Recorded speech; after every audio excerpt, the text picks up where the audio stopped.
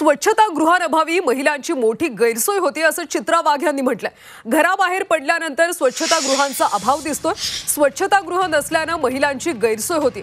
सार्वजनिक स्वच्छतागृहांची वाईट अवस्था असल्याचं सुद्धा वाघ यांनी म्हटलंय।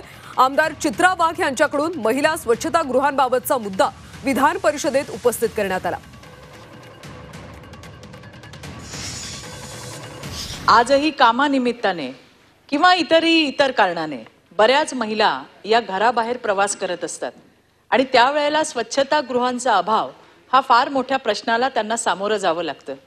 डायबिटीज हा काही ठराविक वयामध्ये आता उरलेला नाही आणि त्यामुळे त्यांना सारखं लघवीला जाणं आणि त्यासाठी शौचालय उपलब्ध नसणं ही फार मोठी दुरावस्था आहे। शहरामध्ये तर आणखीन वेगळे प्रश्न आहेत, पण राज्यामध्ये फिरताना हे आम्हाला पावलोपावली जाणवतं। सरकारने GR काढले, सरकारने परिपत्रकं काढली। हॉटेलमध्ये जा, मॉलमध्ये जा, कुठेही जा, तुम्हाला तिथे कोणी थांबवणार नाही, तुम्हाला कोणी अडवणार नाही। पण सर्वसाधारण महिला सभापती महोदया हॉटेल्समध्ये जाण्याची हिम्मत करत नाही आणि जी शौचालये त्या ठिकाणी आहेत ती इतकी दुरावस्थेत आहेत।